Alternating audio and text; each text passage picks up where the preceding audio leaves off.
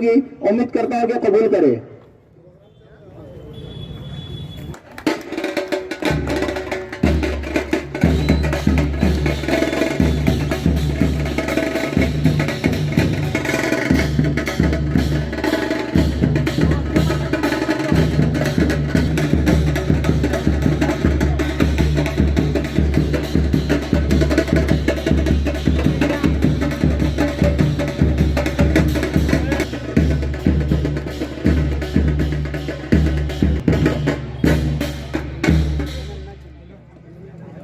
जिन जिम्मेदार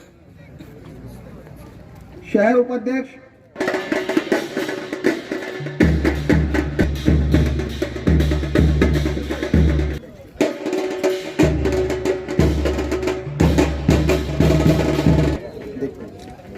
मेरे मामू और हमारे संतोष पहाड़ साहब और हमारे जुबेर भाई बागवान साहब, मुझे नाम नहीं पता इनके, तो माफ़ी चाहता।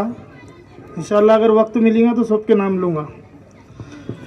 आज मुझे जो राष्ट्रवादी पार्टी ने जो शहर मध्य का जो ये चुना है अल्पसंख्यक अध्यक्ष, जो मेरे को ये रुतबा समझा कि मैं ये लायक हूँ, तो इंशाल्लाह ये पार्टी का मैं हाथ मजबूत करूँगा, अजीत दादा के हाथ मजबूत करूँगा। और हमारे मार्गदर्शन बाबा भाई सालार मेरे साथ रहेंगे इंशाल्लाह हमेशा। और मैं इतना कहूँगा कि आने वाले दिनों में मैं ठहरूंगा, इलेक्शन जीतूंगा, ये सब नहीं बोलूँगा। इंशाल्लाह जीत कर ही हमारे आमदार साहब के पास जाऊँगा कि मैं जीत चुका हूँ, मुझे मुबारकबाद तुम दो, और मैं जीत कर दिखाऊँगा इंशाल्लाह। और सब लोग मेरे साथ रहेंगे तो मैं जीतूंगा। तुम लोग साथ है या नहीं है बताओ। बस शुक्रिया, अल्हम्दुलिल्लाह। आपका आज यहाँ पे राष्ट्र बाबा भाई सालार वो मध्य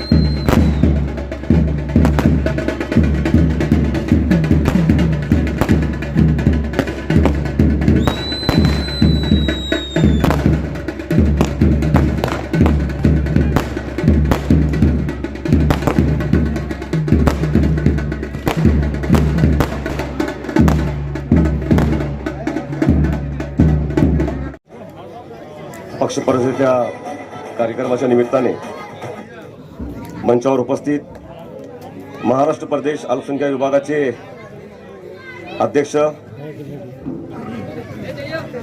महाराष्ट्र विधान परिषदेतील एकमेव अल्पसंख्याक समाजाचे आमदार, आमचे मार्गदर्शक सन्माननीय इद्रिसभाई नायकवाडी, पक्षाचे शहर जिल्हा अध्यक्ष आमचे मोठे बंधू संतोषभाऊ पवार, महाराष्ट्र प्रदेश राष्ट्रवादी काँग्रेस पक्षाचे प्रदेशाध्यक्ष, प्रदेश उपाध्यक्ष, तुम्हाला आता शुभेच्छा देतो किसन भाऊ, तुम्हाला भविष्यात बहुतेक प्रदेशात व्हायचं तुम्हाला। प्रदेश उपाध्यक्ष किसन भाऊ जाधव, ज्यांची नुकतीच राष्ट्रवादी काँग्रेस पक्षामध्ये या ठिकाणी प्रवेश झालेला आहे। आमचे मोठे बंधू, युवकांची बुलंद आवाज इद्रिसभाई, सोलापूरच्या या कोपऱ्यापासून त्या कोपऱ्यापर्यंत त्यांचा फॅन्स फॉलोअर आहे असे बाबाभाई सालार,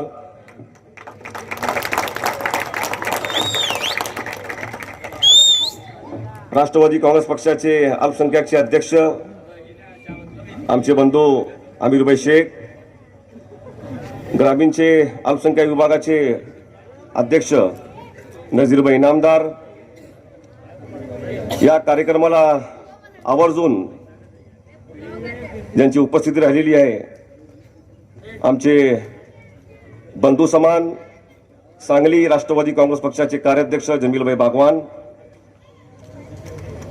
ज्यांनी बाबाभाई सालार यांना राष्ट्रवादी काँग्रेस पक्षामध्ये आपण प्रवेश करावं असं मोलाचं मार्गदर्शन ज्यांनी केलं, आमचे मार्गदर्शक या प्रभागाचे ज्येष्ठ नेते सत्तार चाचा शेख, मंचावर उपस्थित महाराष्ट्र प्रदेश राष्ट्रवादी काँग्रेस पक्षाचे प्रदेश सचिव शशिकांत बापू कांबळे, सगळ्यांचं नाव घेऊन वेळ वाया न घालवता मंचावर ज्यांचं नाव घेतलेलं नाहीये त्यांची माफी मागून सर्व मंचावर उपस्थित पक्षाचे पदाधिकारी, समोर उपस्थित मोठ्या संख्येने आलेले माझे बांधवांनो, बाबाभाई, प्रथमतः मी तुम्हाला या ठिकाणी राष्ट्रवादी काँग्रेस पक्षामध्ये आदरणीय इतिशभाई नायकवडी यांनी पक्षामध्ये आपल्याला संधी दिली, प्रवेश दिला. मी राष्ट्रवादी परिवाराच्या वतीने आपला मनापासून या ठिकाणी पक्षामध्ये स्वागत करतो. बाबाभाई, आपला सामाजिक कार्य उत्तम आहे. आपण शोषित, पीडित, वंचित, गोरगरिबांसाठी सातत्याने आपण त्या ठिकाणी काम करता. इतिशभाई, नक्कीच बाबाभाई सालार यांची मदत त्या ठिकाणी सोलापूर शहर राष्ट्रवादी काँग्रेस पक्षाला झाल्याशिवाय राहणार नाही. मी तुम्हाला बाबाभाई मंचाच्या माध्यमातून या ठिकाणी मी तुम्हाला शब्द देतो, राष्ट्रवादी काँग्रेस पक्षाचे राष्ट्रीय अध्यक्ष आदरणीय अजितदादा असतील, प्रांताध्यक्ष तटकरे साहेब असतील, अल्पसंख्याकचे अध्यक्ष या मंचावर उपस्थित असलेले इतिशभाई नायकवडी असतील, आपण पक्षवाढीसाठी अहोरात्र त्या ठिकाणी काम करावं. जिथं समस्या गंभीर तिथं आमचे अजितदादा खंबीर. येणाऱ्या महानगरपालिकेच्या निवडणुकीमध्ये बाबाभाई प्रभाग क्रमांक 21 असेल, 22 असेल, 20 असेल, माझ्या शहराच्या मध्यभाग प्रभाग क्रमांक 14 असेल, आपला जनसंपर्क त्या ठिकाणी दांडगा आहे. येणाऱ्या महानगरपालिकेमध्ये आपले जितके सामाजिक कार्याच्या माध्यमातून आपण उभा केलेली जी फळी आहे ते सगळी फळी आपण राष्ट्रवादी काँग्रेसमध्ये मर्ज करावं या ठिकाणी अशी आशा व्यक्त करतो. आणि पुन्हा एकदा राष्ट्रवादी काँग्रेस पक्षामध्ये आपला मनापासून या ठिकाणी स्वागत करतो आणि थांबतो. जय हिंद, जय महाराष्ट्र, जय राष्ट्रवादी. सहकारी मित्रांनो, आज राष्ट्रवादी पक्षामध्ये अनेक नेतेगणांचा प्रवेश बाबाभाई सालारच्या माध्यमातून या ठिकाणी होत आहे. आणि आजच्या या कार्यक्रमासाठी व्यासपीठावर संयोजकांनी मला बोलण्याची संधी दिलं.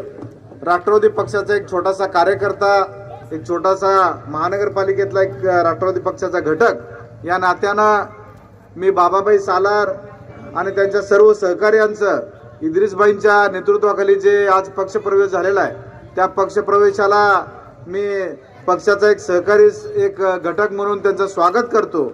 आणि निश्चितपणानं या ठिकाणी या मंचाच्या माध्यमातून मला सांगायचं आहे, आता दोन्ही नेत्यांनी मनोगतात सांगितलं आणि चुकून या ठिकाणी माझे मार्गदर्शक सत्तारभाई यांचं नाव घ्यायचं मी राहून गेलं.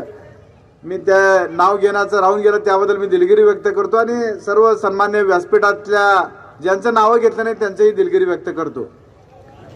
मित्रांनो, राष्ट्रवादी काँग्रेस पक्षामध्ये काम करत असताना आपण सर्वांनी पाहिलेलं आहे की सर्व समाजात घटकांना न्याय देण्याची भूमिका राष्ट्रीय अध्यक्ष, राज्याचे उपमुख्यमंत्री आदरणीय अजितदादा पवार साहेब, त्याच पद्धतीनं प्रांताध्यक्ष खासदार तटकरे साहेब आणि ज्यांच्या नेतृत्वाखाली आज या ठिकाणी पक्षप्रवेश होत आहे ते इद्रिसभाई नायकवडी, हे तिन्ही नेत्यांचं जर काम आपण पाहिलं तर वंचित घटक असेल, दुर्बल घटक असेल, दुर्लक्षित शोषित घटक असेल, या सर्व घटकांना न्याय देण्याची भूमिका आदरणीय अजितदादा असतील, तटकरे साहेब असतील, इद्रिसभाई असतील आणि राष्ट्रवादी काँग्रेस पक्ष असेल, सातत्यानं वेगवेगळ्या समाजाला न्याय देण्याची भूमिका या ठिकाणी घेतलेली आहे.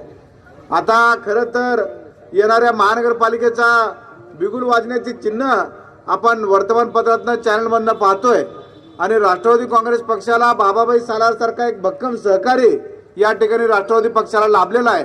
सोलापूर शहरामध्ये मागच्या कालखंडामध्ये मोजके नाममात्र राष्ट्रवादी घड्याळाच्या चिन्हावर निवडून आलेले नगरसेवक आहेत. बाबाभाई सालार आणि त्यांचे सर्व सहकारी या ठिकाणी राष्ट्रवादी पक्षात आल्यामुळं येणाऱ्या महानगरपालिकेच्या निवडणुकीमध्ये बाबाभाई सालार आणि आमिरभाई आपण जोही या ठिकाणी जो पॅनल आपण निवडसाल, निश्चितपणानं मी प्रदेशचा उपाध्यक्ष म्हणून आपल्याला या ठिकाणी अभिवचन देतो की आपण जे सुचवसाल तेच पॅनल आम्ही इद्रिसभाईच्या नेतृत्वाखाली तेच पॅनल आम्ही या ठिकाणी देऊ आणि आपल्याला महानगरपालिकेमध्ये काम करण्याची संधी या भागातून राष्ट्रवादी पक्षाचा जो कोणी आपण उमेदवार ठरवसाल त्या उमेदवाराला राष्ट्रवादी पक्ष उमेदवारी देईल. आणि अजितदादांच्या बाबतीत सांगायचं झालं तर महायुती सरकारच्या स्थापनेपासून अजितदादांनी वेगवेगळ्या भूमिकेतून वेगवेगळ्या माध्यमातून अल्पसंख्याक समाजासाठी विकासाची भूमिका अजितदादांनी घेतलेली आहे. अजितदादांनी मौलाना आझाद महामंडळाला आर्थिक मोठ्या प्रमाणामध्ये तरतूद केलेली आहे. त्या विकास पुरुषाच्या नेतृत्वाखाली बाबाभाई सालार आणि आपली सगळी कंपनी आता इद्रिसभाईंच्या नेतृत्वाखाली आपण सर्वजण काम करणार आहोत. येणाऱ्या महानगरपालिकेच्या निवडणुकीमध्ये बाबाभाई आपण सोलापूरमध्ये सुप्रसिद्ध आहात. सोलापूरमध्ये आपला चाहता वर्ग मोठा आहे. सोलापूरमध्ये तरुण वर्ग मानणारा आपल्याला मोठा आहे. कारण मी सोलापूरमध्येच राहत असल्या कारणानं मला माहिती आहे आपल्या कामाची पद्धत, आपल्या सामाजिक संघटनेच्या कामाची पद्धत मला नीट जवळून पाहण्याचा योग आलेला आहे. त्यामुळं येणाऱ्या महानगरपालिकेमध्ये आपण या ठिकाणी पक्षप्रवेश केल्यामुळं राष्ट्रवादी काँग्रेस पक्ष हा भक्कम झालेला आहे ही याची खात्री इद्रिसभाई मी या ठिकाणी या मंचावर आपल्याला देऊ इच्छितो. आणि आपले जे काही प्रश्न असतील, आपल्या अल्पसंख्याक समाजाचे प्रश्न असतील, आपल्या दुर्बल घटकांचे प्रश्न असतील, या मंचावरनं राज्याचे नेते आदरणीय तटकरे साहेब असतील, आपले राष्ट्रीय अध्यक्ष अजितदादा असतील, हे सातत्यानं आपल्या सर्व घटकांच्या पाठीशी उभे राहतात. त्यांनी विविध समाजासाठी मागच्या कालखंडामध्ये आदरणीय अजितदादांनी सोलापूर शहरासाठी आपल्या अल्पसंख्याक समाजासाठी जवळपास 50 लाख रुपयाची तरतूद या ठिकाणी अल्पसंख्याक समाजाला देण्याची भूमिका अजितदादांनी घेतलेली आहे. वेगवेगळे समाजासाठी घटकांचा निर्णय त्यांनी दिलेला आहे. मराठा समाजाला 50 लाख रुपयाचं तरतूद अजितदादांनी केलं. धनगर समाजासाठी समाज भवन बांधून देण्यासाठी 50 लाख रुपयाची तरतूद केलं. माझ्या मागासवर्गीय समाजासाठी सांस्कृतिक भवन बांधून देण्यासाठी 50 लाख रुपयाची तरतूद केलं.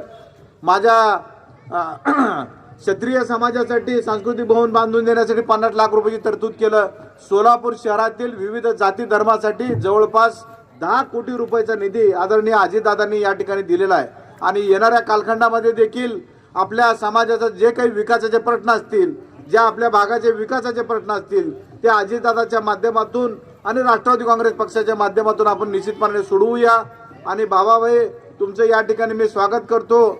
आणि येणाऱ्या कालखंडामध्ये आपण खांद्याला खांदा लावून हाताला हात एकत्रितपणे घेऊन बाबाभाई आपण असाल, सत्तार चाचा असतील, आमिरभाई असेल, आपण एकत्रित पद्धतीनं राष्ट्रवादी काँग्रेस पक्ष भक्कमपणानं सोलापुरात वाढवूया अशी अपेक्षा या ठिकाणी मी व्यक्त करतो.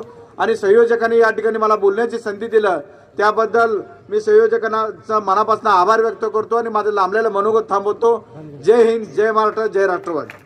इद्रिस भाई नायकवाड़ी साहब, आमदार साहब और महाराष्ट्र के अध्यक्ष जिला अध्यक्ष संतेश भाऊ पवार साहब, कार्याध्यक्ष जुबेर भाई बागवान साहब, प्रमोद भोसले साहब, अमीर शेख साहब, नज़ीर शेख साहब, सोमनाथ सिंधे साहब, किशन भाई जादव साहब और हमारे दोस्त नैशो बागवान साहब और मंच पर बैठे हुए तमाम मेरे दोस्त जिनका मैं नाम नहीं ले सका, माफ़ी चाहता हूँ.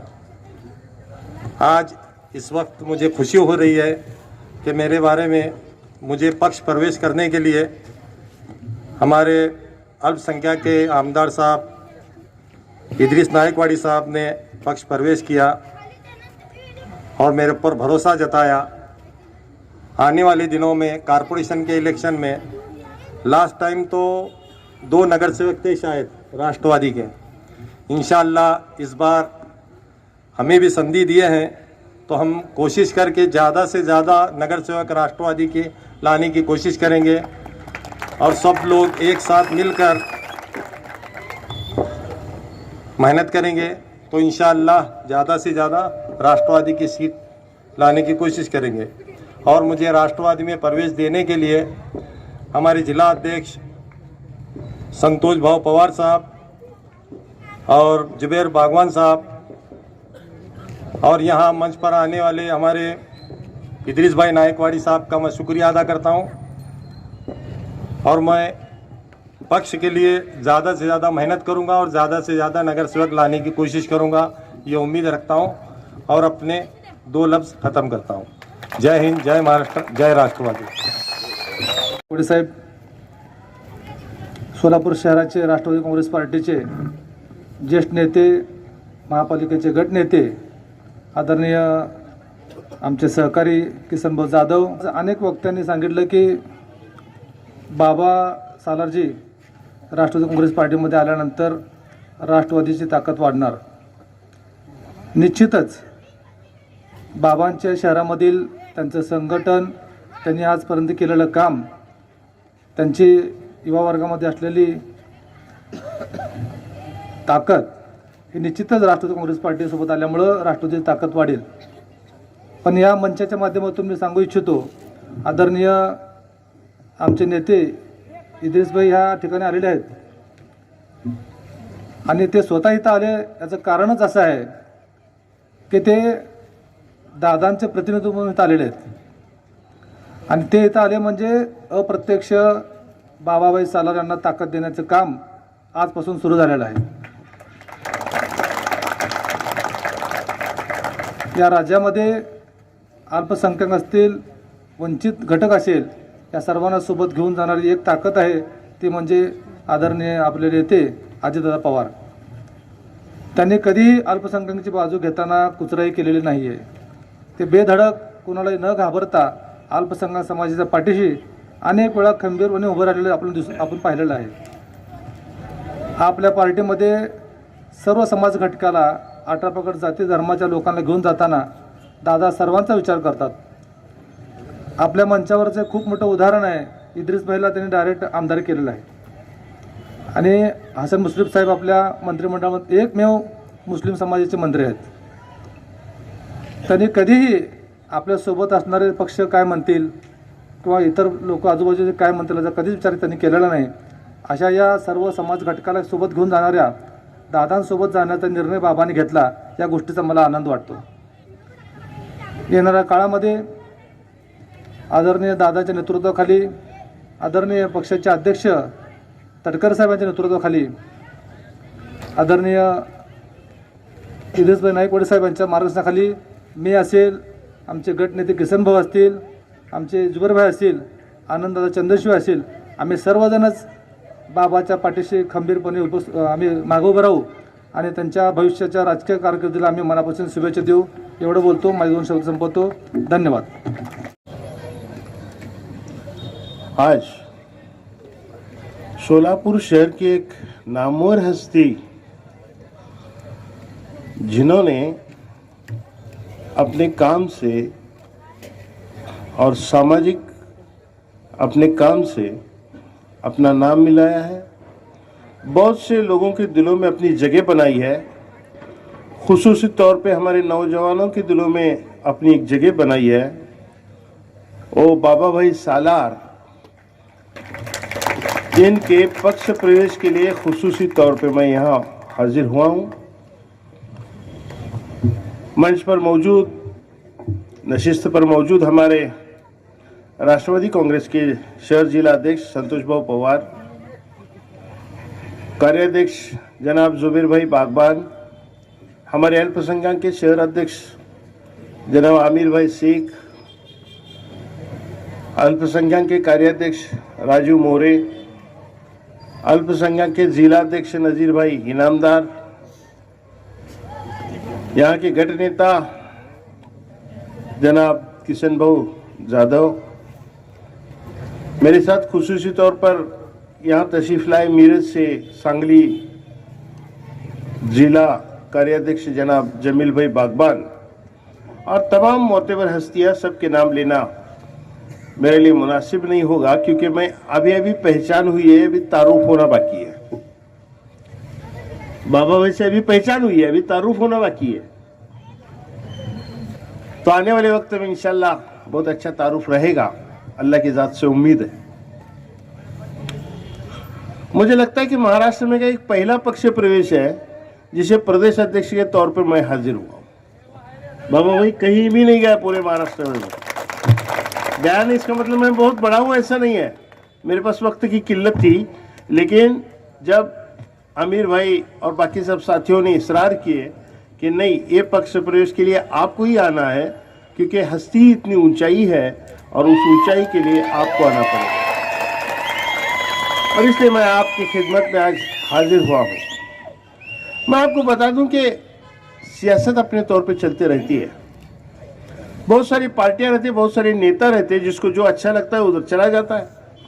लेकिन आज हालात ऐसे हैं कि हमें बहुत सोच समझकर हमारे ख्यालातों पर हमें मुश्तमिल होना पड़ता है। पार्टियां तो बहुत है, नेता तो बहुत है, लेकिन आज हमारे समाज के साथ कौन इंसाफ बरत रहा है? कौन पार्टी है जो हमारे साथ इंसाफ कर रही है या हमारे लिए लड़ रही है, झगड़ रही है, हमें हमारा हिस्सा हक दिलाने की कोशिश कर रही है? इसका परखना और देखना जरूरी है। और जब आप महाराष्ट्र में नजर डालेंगे तो आपको ध्यान में आएगा कि 6 पार्टियां हैं, 3 इख्तेदार में, 3 अपोजिशन में। अपोजिशन में उनको तो देख लिया, आजमा लिया आपने कि इनको वोट दिए, 50-60 साल हुआ वोट दिए इनको, सब किया, लेकिन कभी हमारी बात नहीं की इन्होंने, कभी हमारे साथ इंसाफ का मामला नहीं किया इन्होंने। हालांकि आपको बताता हूं आगे जाके कि क्या चीजें अजीत दादा ने हमारे लिए की जो कभी 50-60 साल पहले होना जरूरी थी। जब अजीत दादा ने फैसला लिया 2023 में कि मैं सरकार में शामिल होंगे, अब उस वक्त सरकार तो सिर्फ 2 लोगों की चल रही थी, एक एकनाथ शिंदे और एक फडणवीस, 2 लोगों की सरकार चल रही थी। अब मुझे बताओ, ये 2 लोगों की सरकार चल रही थी तो इसमें हमारी नुमाइंदगी कौन करने के लिए कौन बाकी था? कोई भी नहीं था। अजीत दादा ने फैसला इसलिए लिए कि मैं गवर्नमेंट से बाहर बैठूंगा एज अपोजिशन पार्टी करके या अपोजिशन लीडर करके, और लोग मेरे पास तो काम लेके आते हैं, मुझसे तवक्को करते हैं कि अजीत दादा ये काम करेगा, अजीत दादा ये मदद करेंगे, और मैं अपोजिशन में रहने के बाद मैं लोगों को मदद नहीं कर पा रहा, लोगों को कुछ फंडिंग नहीं दे पा रहा, तो फिर लोगों को मैं टाइम पास कराऊं, लोगों के साथ मजाक करूं? उससे बेहतर है कि मैं गवर्नमेंट में घुस जाऊं और गवर्नमेंट में घुस के ये जितने ये लोग हैं अकलियत के और बाकी दीगर लोग, इन तमाम लोगों को इनका हिस्सा और इनका हक इन तक पहुंचा दो। इस चीज को मद्देनजर रखते हुए, इस नस्बुल ऐन को देखते हुए दादा ने फैसला लिया।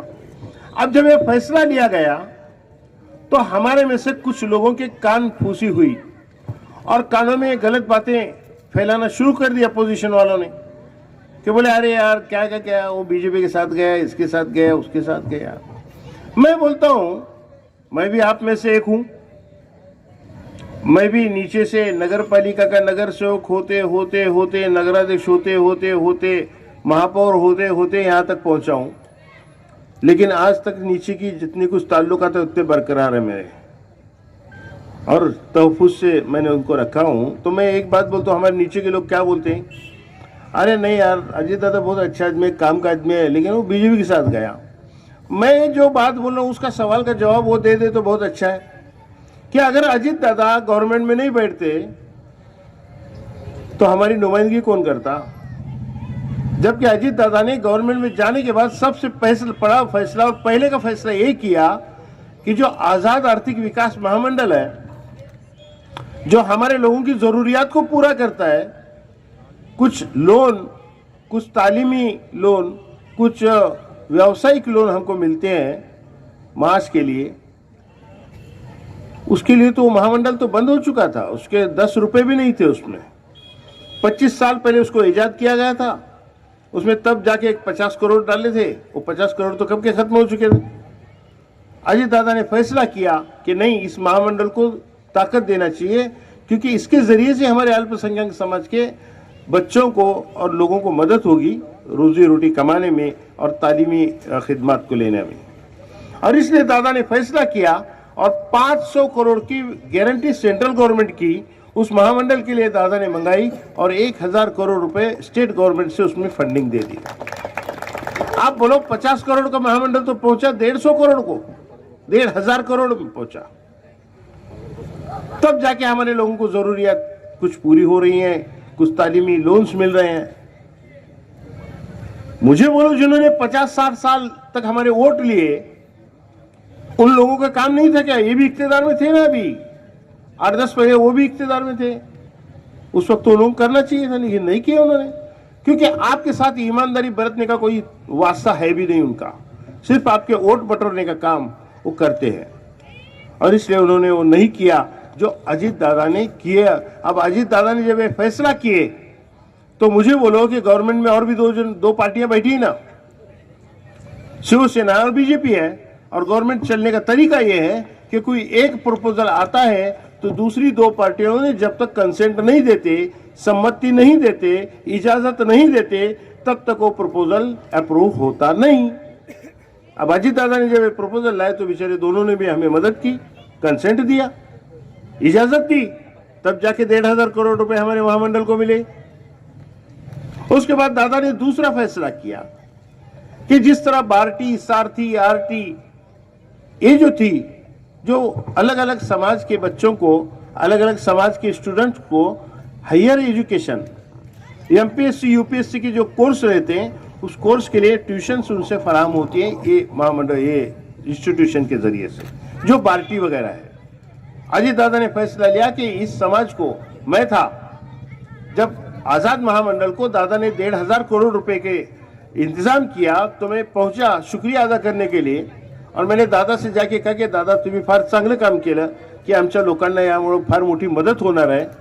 अरे इद्रिस, कर्ज देऊन समाज मोठा होत नाही, दादा का कहना सुनो, कर्ज देऊन समाज मोठा होणार नाही। तुमच्या समाजाला शैक्षणिक सुविधा, तुमच्या मुलांना शैक्षणिक सुविधा दिल्या पाहिजेत, तुमच्या समाजातली मुलं शिक्षणात पुढे गेली पाहिजेत, तरच याचा उपयोग आहे। आणि जोपर्यंत तुम्ही शैक्षणिक दृष्ट्या तुम्ही प्रगती करणार नाही, तुमच्या समाजाला कुठेही अजूनही विकासाची वाट दिसणार नाही। आणि म्हणून मार्टी यानी माइनॉरिटीज के लिए, अल्पसंख्यक अकलियतों के बच्चों के लिए Maulana Azad research and training institute की स्थापना करने का काम अजीत दादा ने किया। अब मुझे बोलो इसके जरिए से क्या होगा? इसके जरिए से हमारे जो बच्चे होशियार हैं, स्कॉलर हैं, जो एमपीएससी, यूपीएससी के इम्तिहानात पास कर सकते हैं, लेकिन उनकी माली हालत अच्छी नहीं है, इसलिए उसके ट्यूशन वो नहीं फराहम होते। उनको 10-10 लाख रुपए फीस है ट्यूशन की, कहां से आएगा पैसा जब माली हालत खराब है? और इसलिए हमारे बच्चे महरूम रह जाते थे। तो दादा ने ये मार्टी के जरिए से वो इंतजाम कर दिया।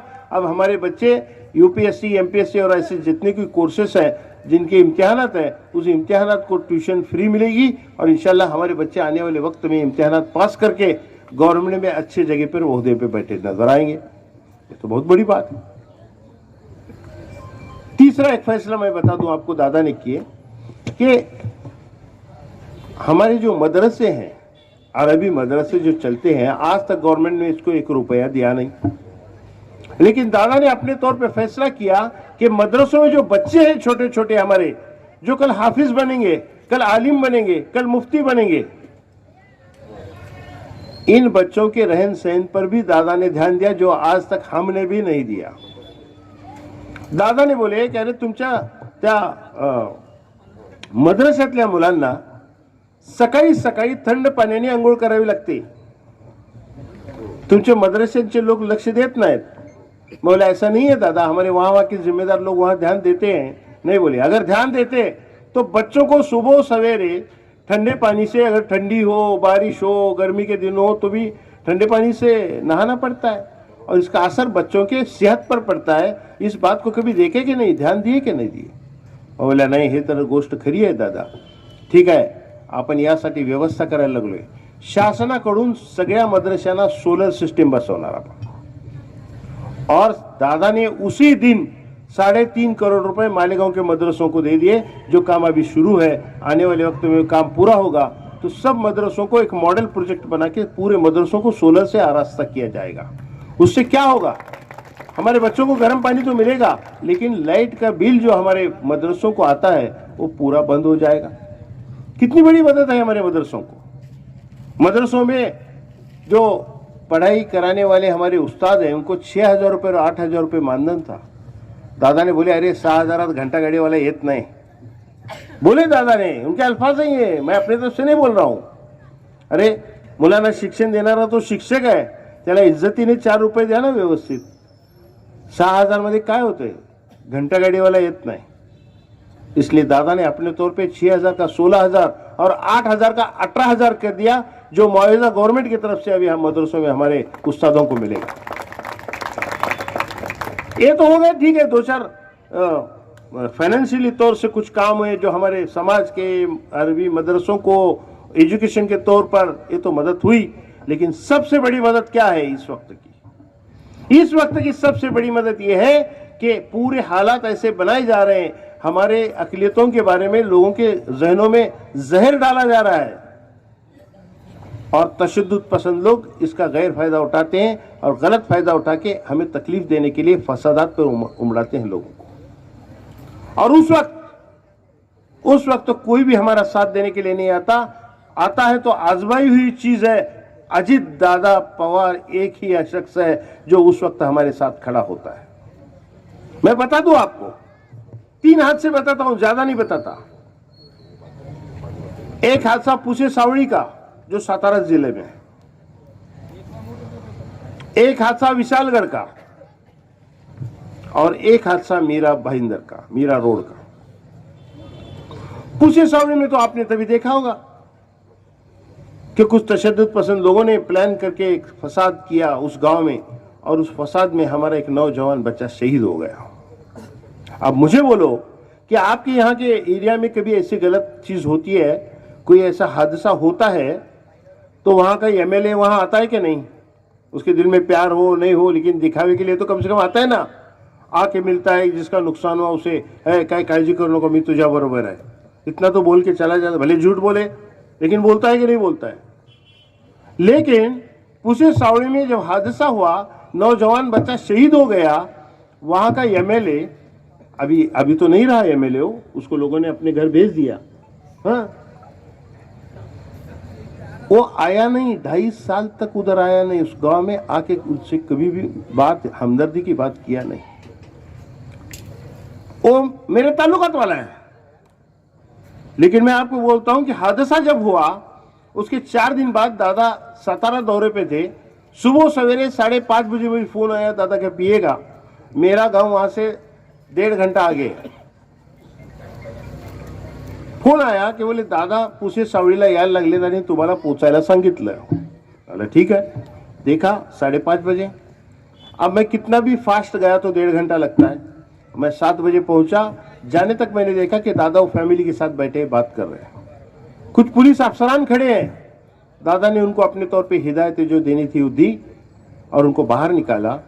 और दादा की ये बात ध्यान में आ गई कि ये जो बच्चा नौजवान शहीद हो गया, यही इस घर का करता धरता था और इसी की जान पर एक घर पल रहा था। उसकी जवान बीवी हामिला थी, एक बच्चा भी था, 2 छोटे भाई थे, एक बहन थी और ज़ईफ माँ बाप थे। ध्यान में आ गया कि ये तो फैमिली रास्ते पे आ गई, इनको तो मदद करना चाहिए। दादा ने बोले की मी 5 लाख 10 लाख गव्हर्नमेंटकडनं मिळतात ते देऊ शकतो, पण ते दिल्यानं तुमचा प्रश्न संपणार नाही। एवढं मोठं कुटुंब आहे तुमचं, हे कसं चालणार? म्हणून एक काम करू, ते 5 लाख 10 लाख तर मिळतीलच, पण ते कधीतरी संपणार आणि त्यानंतर तुम्ही समाजापुढे हात पसरत फिरावं लागेल तुम्हाला। त्यापेक्षा मी तुमची कायमची व्यवस्था करतो। बैठे बैठे दादा ने उनका सबका पूछे बातचीत किए थे तो ध्यान में आ गया कि जो बच्चा शहीद हुआ था उसकी बीवी का क्वालिफिकेशन अच्छा था। दादा ने बैठे जगह गवर्नमेंट की ग्रांट जिस सोसाइटी को मिलती है, ऐसे सोसाइटी को बैठे बैठे ऑर्डर कर दिए और उनका नौकरी का इंतजाम कर दिया ताकि इनको परमानेंट हर महीना इनके खर्चे का, रोजी रोटी का इंतजाम हो जाए, इनको किसी के सामने मजबूरी से हाथ फैलाना नहीं पड़े। एक किया कौन ने, दादा ने किया। और आगे बोलता हूं, मैं सियासत में रहता हूं, मुझे पता है सियासी लोग कैसे होते हैं। कोई एक छोटी चीज करते हैं, उसका मार्केटिंग बहुत बड़ा करते हैं। लेकिन आज तक दादा ने कभी भाषण में बोलते सुने आपने की नाही पुसे सावळीला जाऊन मी असं मदत केली?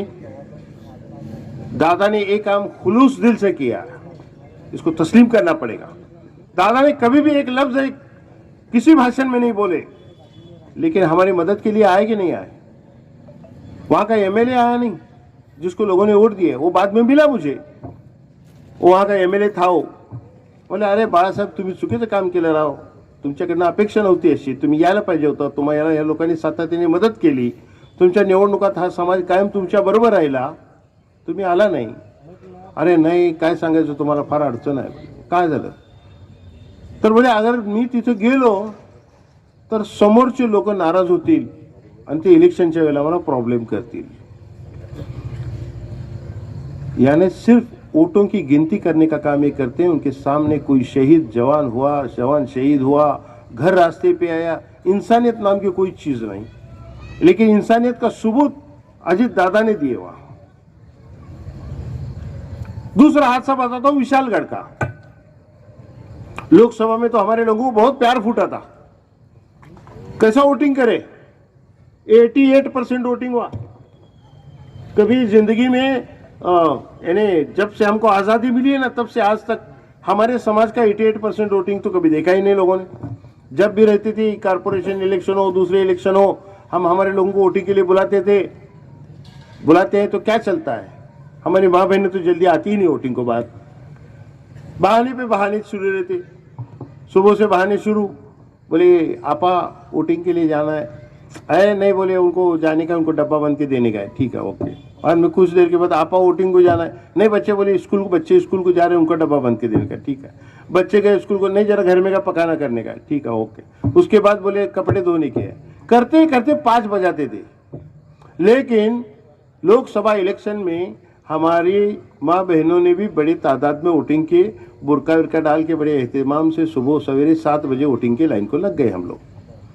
और किनको वोट दिए वो तो पता है सबको, रिजल्ट आया ना। जिनको कुत्ता पूछता नहीं था उनके 31 सीटें हमारी वजह से आई।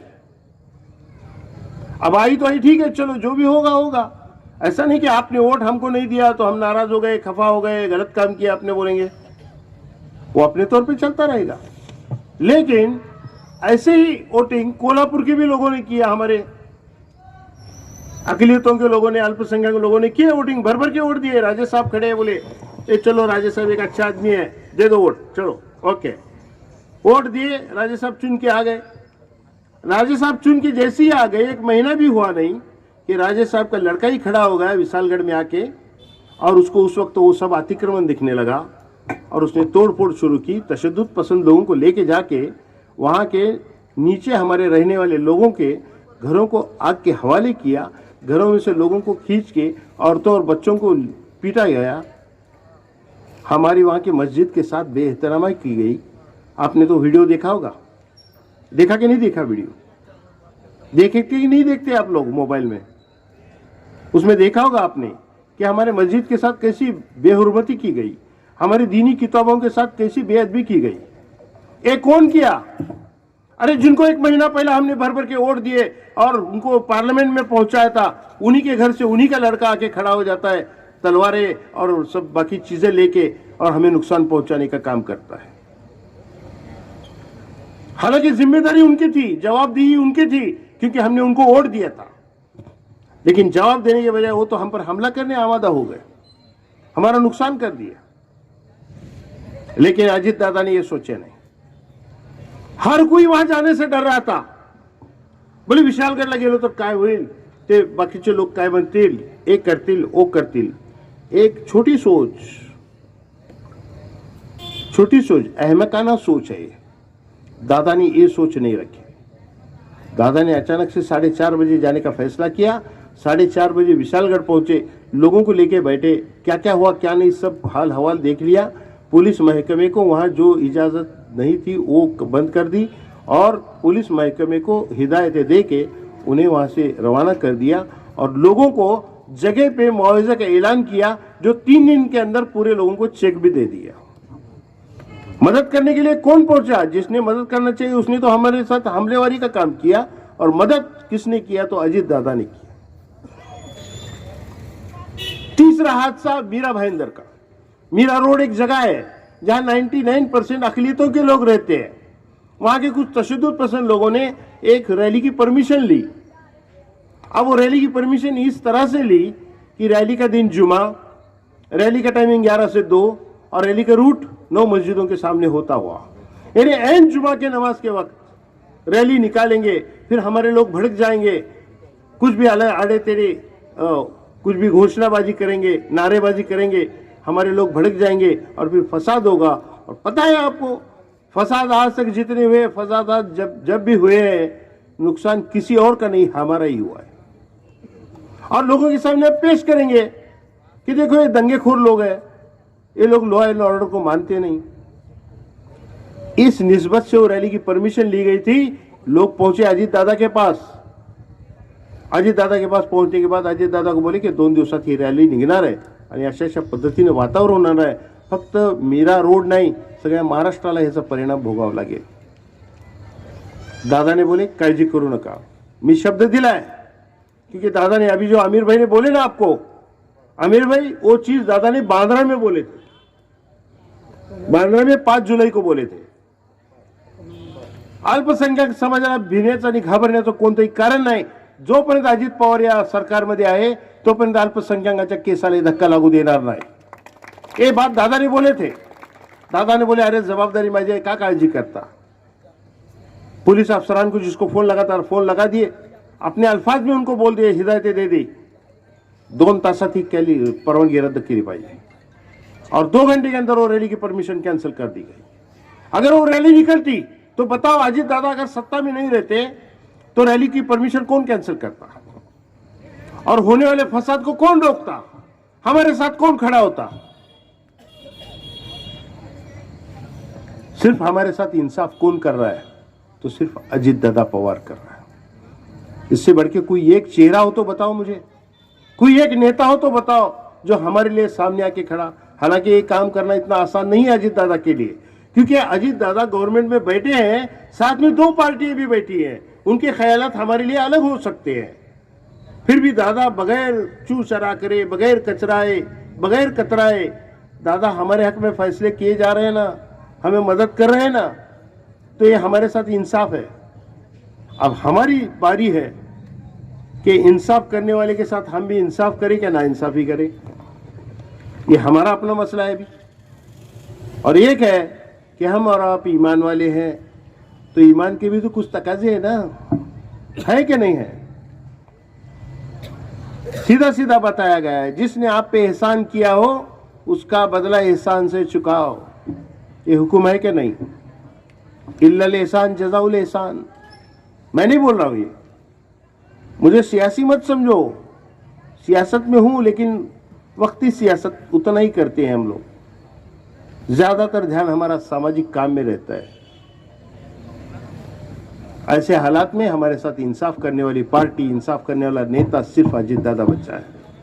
आपके सामने जो बंदा खड़ा है, क्या हैसियत है, क्या औकात है मेरी? अरे मेरे जैसे हजारों बम्बई में घूमते, काबिलियत रखने वाले भी सैकड़ों घूमते हैं, लेकिन अजित दादा ने फैसला किया।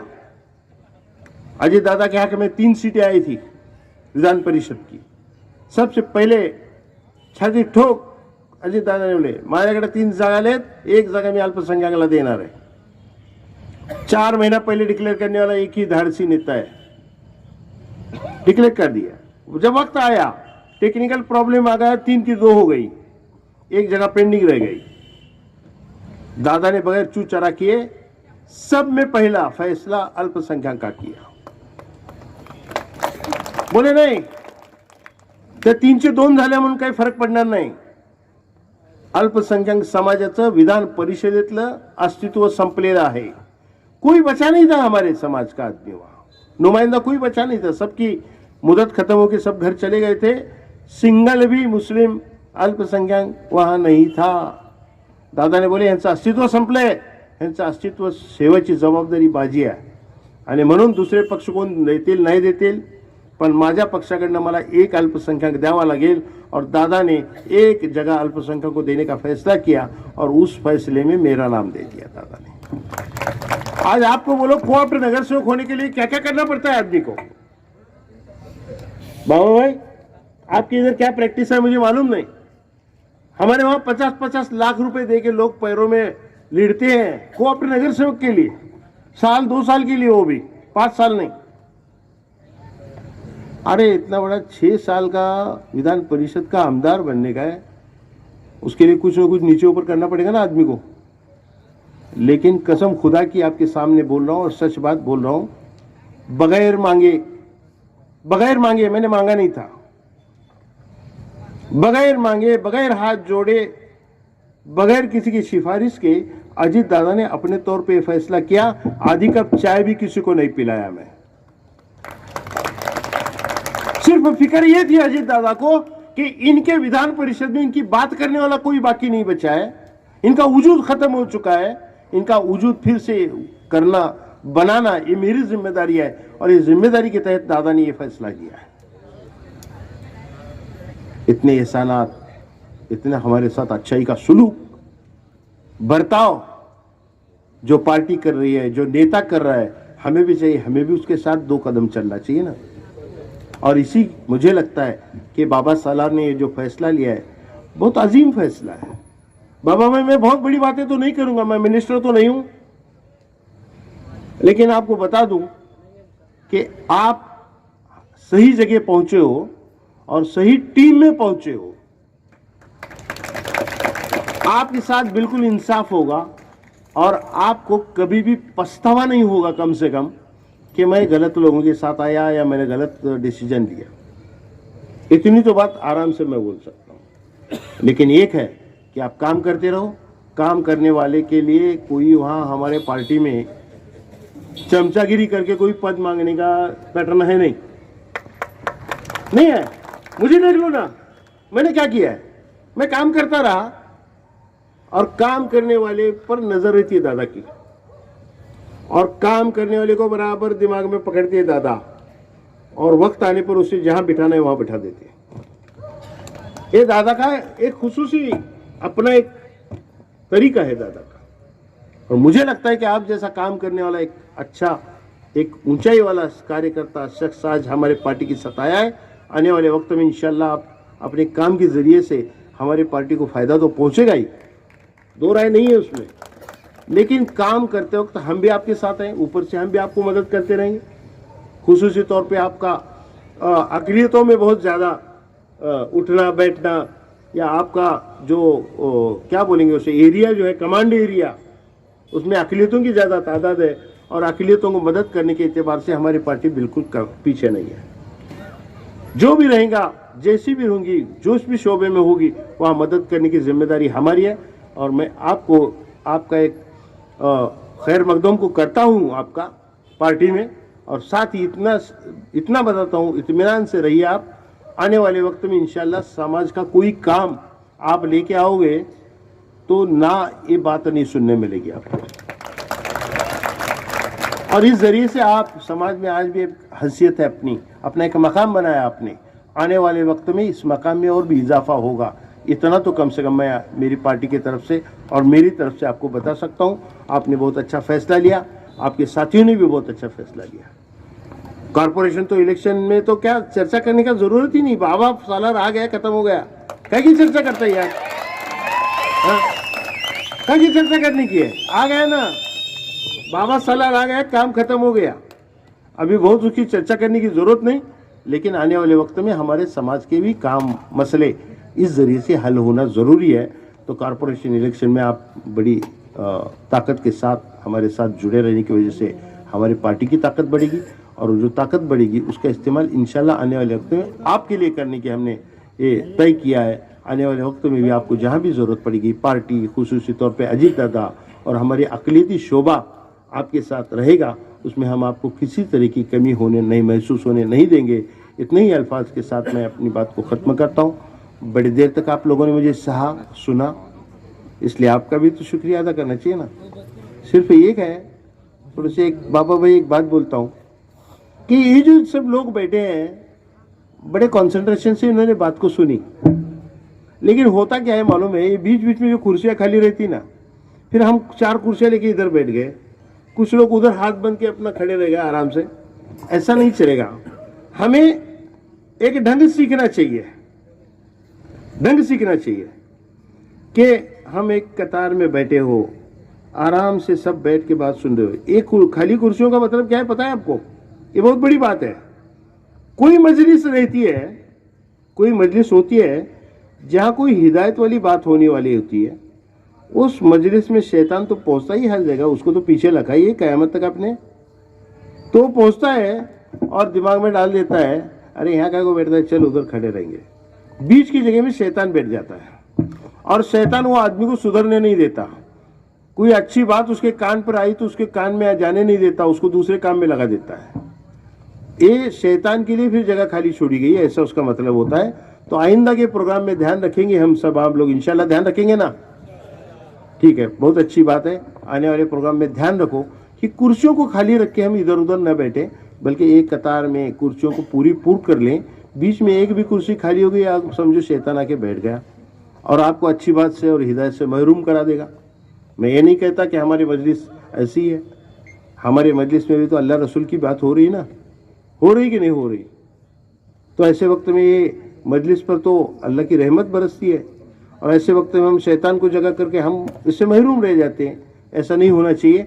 आने वाले वक्त में थोड़ा सा हम एक ढंग और तमीज़ और डिसिप्लिन के साथ इंशाल्लाह पेश आएंगे, ऐसे उम्मीद करता हूँ। और मेरी बात अगर किसी को अगर अच्छी ना लगी हो तो माजरत के साथ माफ़ी चाहता हूँ और अपनी बात को ख़त्म करता हूँ। खुदा हाफिज़।